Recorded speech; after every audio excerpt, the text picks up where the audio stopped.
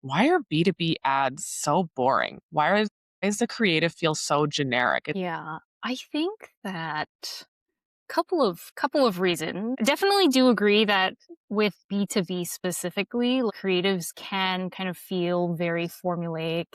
And I think there is validity to wanting to lean into tried and true formats. That's valid across B2B, B2C. Yes, definitely tried and true formats. Like there's a reason why we lean on them. They work. They've proven that they've worked. But I do definitely think that in a world where AI is constantly evolving and, with Meta, for example, the way in which Meta's Andromeda technology works, creative diversity is more important than ever, and it just continues to be increasingly important. So, yeah, I definitely think it's worth challenging those tried and true formats. With B2B, there are sometimes concerns of coming across as professional. And I think there is, again, validity to that. But on the other hand, there is sometimes that confusion between being professional with being boring, and professional does not have to be boring.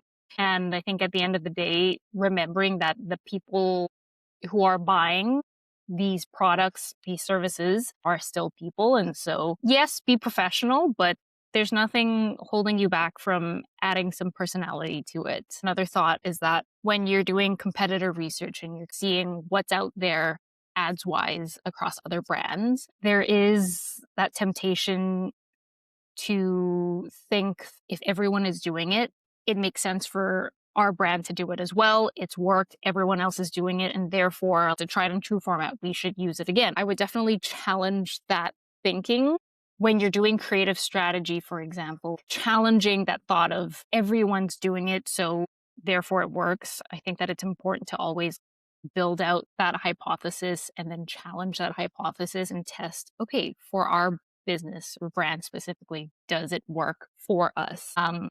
Couple of other thoughts. I feel like with B2B, something that is maybe a little bit more unique to B2B is the maybe like number of stakeholders involved in the decision making process. And Yep. yeah, definitely falling into the problem of decision by committee. And it's totally fair. I think with B2B, sometimes you have maybe compliance concerns or copy needs to go through your legal team, for example, and more stakeholders that are involved in any process, really. Everyone has their own priorities, everyone has their different risk tolerances. So, yeah, definitely adds another layer of complexity there in terms of how I would recommend mitigating that and, yeah, working around that complexity.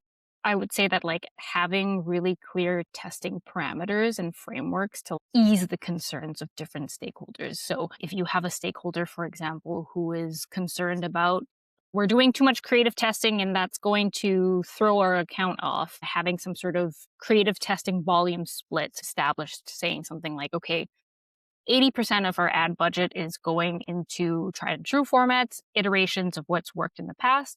20% is going into net new concepts. I think that having that established can really help ease concerns about account volatility. Also, having a creative testing framework that clearly outlines KPIs like, okay, how are we making decisions based on how we see these ads perform? Having that outlined can help ease concerns. So, yeah, we definitely recommend establishing that as well. A couple of additional thoughts. If legal compliance is non negotiable, I think that incorporating creative reviews, for example, and bringing legal into the process earlier on so that they can provide their input earlier on in the process.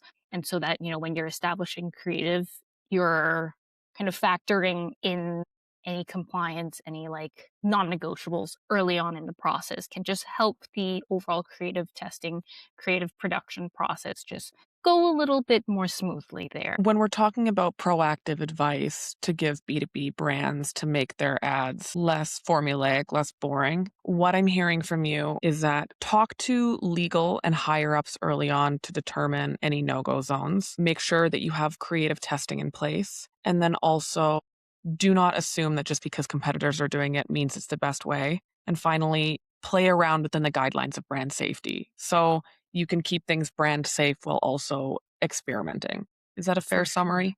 Yeah, and I think, in a world of sameness where everyone's using the same stock photography, everyone's using the same, I don't know, messaging, creative themes, having creative diversity and standing out is a superpower that should be leaned into because that could be a really value add to a brand. So, yeah, and just remembering that behind these businesses are people. And so it's worth trying these new concepts, trying to test how you can create an emotional resonance with the people behind these brands.